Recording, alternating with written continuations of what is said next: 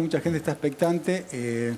No ha prosperado esta ley, ¿no?, de emergencia COVID y seguramente el gobierno tiene que formular un DNU. Vos estuviste reunido con representantes de ciudad y de provincia de Buenos Aires. ¿Hay algún acuerdo para que salga un DNU de consenso? Y en todo caso, ¿cómo va a ser ese DNU? ¿Qué va a decir? A ver, nosotros hace tiempo que ya la estrategia que el gobierno viene teniendo con respecto a la pandemia, las medidas que va tomando con respecto a la pandemia, ya hace tiempo, 2 meses te diría, es a partir de describir parámetros objetivos. Esos parámetros objetivos son los que definen según la tasa de incidencia, si uno tiene 500 casos cada 100.000 habitantes, si tiene una tasa de ocupación de las unidades de terapia intensiva en más del 80%, o si tiene una razón, es decir, cuántos casos de los últimos 14 días se vienen duplicando cada cuánto tiempo, digamos. Esos parámetros objetivos son los que determinan si uno está en una situación de alarma epidemiológica, alto riesgo epidemiológico sanitario, riesgo medio o riesgo bajo. ¿Y dónde estamos? El AMBA está en alarma epidemiológica, por eso ya hace tiempo que está en alarma epidemiológica y viene sosteniendo medidas de cuidado que van en la línea que ya conocemos. Digo, la restricción de circulación entre las 8 y las 6 de la mañana, la actividad comercial que se cierra a las 7 de la tarde, la actividad de deliveries, la actividad gastronómica vinculada también a los deliveries y al retiro en el lugar. Es decir, bueno, y también lo de la presencialidad educativa, digamos, ¿no?, que fue tanto punto de discusión con la Ciudad de Buenos Aires, que en realidad no hubo una discusión. La Ciudad de Buenos Aires decidió no cumplir con la ley. O sea, lo que va a pasar es que va a seguir, digamos, el gobierno nacional diciendo que en el AMBA, por ahora, por la alarma, no hay clases presenciales. Lo dicen los datos. Por eso nosotros hicimos, por definición, lo que hicimos fue parámetros objetivos. Si uno está en esta línea, bueno, tiene que tomar esta serie de medidas. Si uno tiene este nivel de casos, tiene que tomar esta serie de medidas de cuidado. ¿Cuál es la discusión de la ley, fundamentalmente? La ley, bueno, fue una oportunidad también para que la oposición tome un rol constructivo en la pandemia por primera vez o por única vez y decidió no hacerlo. Eso fue lo que sucedió. Decidió no hacerlo en el Senado y ahora en diputados se trabajó en la comisión para lograr el dictamen de comisión y para luego pasar al recinto para votarse, que eso será, intuyo yo, o la semana que viene o la otra se estará votando. Pero vos, Santiago, estuviste con un representante de la ciudad reunido hoy, ¿no? Sí. Con Miguel. ¿Hubo alguna definición respecto a clases? Digo, porque vos decís, por lo que estás diciendo, aparentemente no volverían las clases presenciales en la ciudad. Ahora, la ciudad ha tomado una determinación distinta a la que fija el gobierno de la Nación. Sí, ¿Se no habló de cumple este la ley. tema? Fundamentalmente la ciudad lo que hace es no cumplir con la norma. ¿Pero se habló hoy de este tema? Yo siempre lo digo en todos lados y se lo digo en la cara a todos. Y ellos son dirigentes políticos que promueven el Estado de Derecho pero no lo cumplen. El DNU, el decreto de necesidad de urgencia, tiene fuerza de ley. ¿Qué pasó que se rompió ese consenso que tenían Gobierno Nacional, Larreta, Kicillof? ¿Qué pasó? Mira, creo que Porque vos decías, estamos para que le dimos todo para que la oposición apoye el consenso, pero desde el Gobierno Nacional también lo han roto. No, no es así. A ver, nosotros, el Gobierno Nacional siempre convocó al diálogo. Obviamente, el presidente intenta generar un consenso, dialoga con todos, dialoga con los gobernadores, con las gobernadoras, dialoga con los epidemiólogos, dialoga también con referentes, con distintos referentes. Ahora, las decisiones las toma el presidente. Entonces, él puede dialogar, pero después tiene que tomar una decisión. Hace más de 70 días el presidente hizo una cadena nacional y dijo que la segunda ola ya era un hecho en Argentina. Y empezó a tomar medidas. Muchas de esas medidas las tomó y no fueron acompañadas por las jurisdicciones. Y la Ciudad de Buenos Aires, desde ese momento, desde que Macri presentó su libro, Larreta, en vez de seguir escuchando a los infectólogos, empezó a escuchar a los encuestadores. Y eso es un problema. Bien. Vamos a un tema que hizo mucho ruido en estas últimas horas. Tiene que ver con una afirmación de Alberto Fernández. No, me parece que el presidente primero ya lo aclaró y ya pidió disculpas. Lo segundo es, me parece que es claro, el presidente lo que quiso hacer fue parafrasear a un artista popular y justamente vincularlo con ese raigambre que tenemos nosotros, con esa inmigración que venía con tantos sueños a la Argentina, buscando una tierra de oportunidades, una tierra nueva, una nueva vida. Pero es eso, la verdad, nuestro gobierno tampoco es un gobierno que se vaya a definir en frases. Nuestro gobierno se define en hechos concretos, en políticas públicas concretas. Pero sí han habido como varias marchas y contramarchas con la comunicación a veces del presidente. En este sentido, ¿hacen algún tipo de autocrítica de cosas que, por ejemplo, esto después tienen que salir a pedir perdón? No, no me parece que sea así, ni marchas ni contramarchas. Yo lo que creo es que, primero, el presidente lo que claramente expresó es lo que él consideró que eran la intención de sus palabras. Y si efectivamente alguien se sentía ofendido, él pidió disculpas, él no tiene problema en hacer eso. Eso me parece que habla de su calidad humana. Y después también porque no hay nada que ocultar. Digo, nuestro espacio político es un espacio, es un movimiento popular, diverso, con una visión sobre Latinoamérica. La verdad que nosotros no tenemos más que demostrar nuestro testimonio y el presidente no tiene más que demostrar sus acciones en esa línea. Otro tema que también hizo ruido, también en las últimas horas, tiene que ver con el monotributo. También podemos calificarlo de papelón en el sentido de que ahí sí hubo marchas y contramarchas, ¿no? Porque se avanzó en un sentido y no sé por qué se despertaron tarde y se dieron cuenta que esto afectaba y mucho, sobre todo a la clase media. ¿Qué pasó ahí? Un recalculando.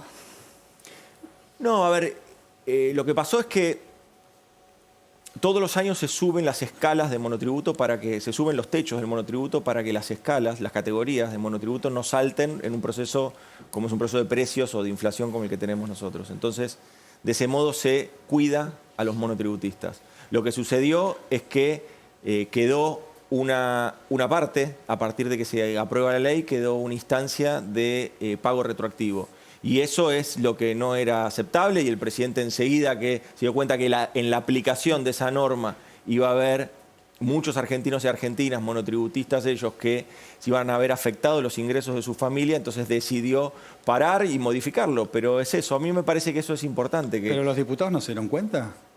¿Cómo? ¿Los diputados no se dieron cuenta? ¿Los legisladores no se dieron cuenta cuando avanzaron en este sentido? Porque fue un tema de tiempos que fue distinto y eso fue lo que sucedió. El problema fundamental es que la implementación era una implementación que no correspondía con este tiempo, que no correspondía en este momento. Entonces lo que se hizo fue, justamente, el presidente tomó la decisión de avanzar. Se necesita una ley en el Congreso para poder avanzar en esto, entonces decidió reunirse con el presidente de la Cámara y solicitarle que presente un proyecto para poder avanzar con un alivio bien merecido para los monotributistas y los trabajadores independientes. La contramarcha, ¿qué pasó con la Copa América? La Copa América, Argentina no estaba en condiciones epidemiológicas de desarrollarla. Nosotros la queríamos hacer, obviamente. Teníamos un compromiso internacional para hacerlo y lo queríamos cumplir. Pero la situación epidemiológica del país lo impidió. Tema vacunas. Te quiero preguntar porque creo que vos en algún momento admitiste que fue un error, no sé si te referías al compromiso, la llegada de vacunas, de acuerdo a lo que habían acordado con los laboratorios, que después efectivamente no se cumplió porque los laboratorios no entregaron las vacunas que habían ustedes acordado con ellos. ¿Hacen una autocrítica con esto, con la manera en que difundieron la llegada de las vacunas y que después no llegaron y que seguramente generaron mucha expectativa en la gente? Mira, nosotros fuimos muy transparentes y somos muy transparentes con los recursos públicos, son los recursos de la gente.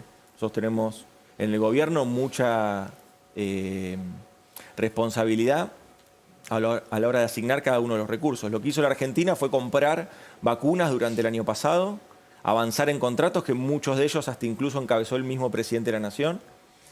A pesar de que el resto de las jurisdicciones podían comprar vacunas, hasta hoy los únicos que trajeron vacunas, el único que trajo vacunas, las negoció, las compró, las va a buscar y las distribuye en todo el territorio nacional es el presidente de la Nación.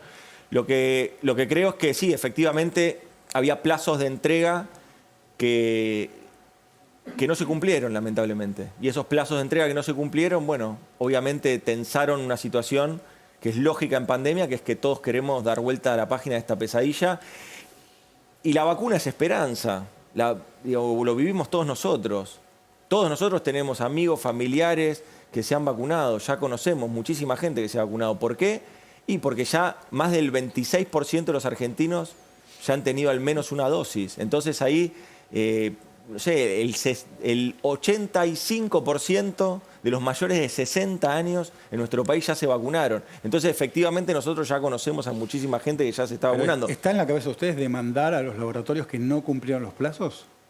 Si efectivamente tenemos posibilidad de hacerlo porque en el contrato se establecía algo que se incumplió, lo vamos a hacer, sin duda. Pero no es el momento, no es en lo que estamos pensando hoy. Lo que estamos buscando es por todos los medios que lleguen más vacunas a la Argentina. Resolver la llegada de vacunas es lo que nos permitió durante la semana pasada llegar a nuestro récord de vacunación. En 7 días nosotros vacunamos más de 2 millones de personas. ¿Hay en fechas, 7 días. por ejemplo, de cuándo van a estar vacunados todos los argentinos mayores de edad, por ejemplo? ¿O no? ¿Mayores de 18, decís? Sí. Mira, se viene avanzando muy bien en la vacunación. Más del 85% de mayores de 60 años ya tienen al menos una dosis. Esas dosis se deben completar con los esquemas. Luego vas teniendo quienes tienen enfermedades prevalentes entre 18 y 59 años. También en muchas provincias ya han terminado. La ciudad de Buenos Aires, sin ir más lejos, ya va por el 35%, creo, de su población vacunada. Es decir, que se viene avanzando a paso firme. Poner fechas en pandemia siempre fue un error, me parece. Eso ¿no? es una de las autocríticas que se hacen. Eso es algo que hemos aprendido todos. Digo, lo aprendió el mundo, lo aprendió Argentina. ¿Cuántos dirigentes y líderes mundiales se paraban el año pasado delante de un micrófono y decían que habían derrotado la pandemia y habían derrotado el coronavirus y semanas después o un mes después ya tenían la segunda, tercera ola y obviamente los ponía de rodillas de vuelta? Este es el tiempo que nos tocó. Nos tocó un tiempo de pandemia, no al gobierno, a todos los argentinos y argentinas. Y estamos nosotros gestionándolo. Pedimos tiempo durante el año pasado, le pedimos tiempo a la ciudadanía para fortalecer un sistema de salud que estaba destruido, que no iba a poder dar respuesta a los argentinos y argentinas que lo necesitaran. Y durante este tiempo, esta etapa de la gestión de la pandemia, lo que vamos pidiendo es ese tiempo, es esas medidas de cuidado que se tienen que conjugar con una campaña de vacunación que tiene que ser muy masiva, como es la que venimos logrando. Ahora, ¿van a hacer alguna suerte de modificación para llegar a un acuerdo con Pfizer, modificar la ley, modificar algo para llegar a un acuerdo?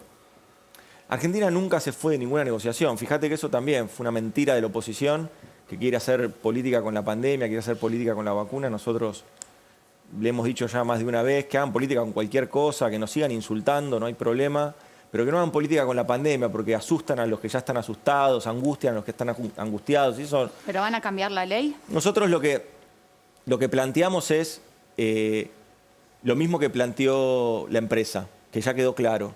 No es una discusión de que la Argentina no quiera comprar la vacuna, es que el marco contractual que ofrece Pfizer no se adapta a la normativa nacional. Y esa fue siempre la discusión. Nunca hubo esas 14 millones de vacunas que nos iban a dar, nunca existieron, nunca hubo una retirada de la Argentina por una cuestión geopolítica de no querer comprar vacunas de Estados Unidos. Eso nunca existió, ni va a existir. El gobierno nacional tiene la firme determinación del presidente de comprar todas las vacunas que lleguen en tiempo y forma, naturalmente.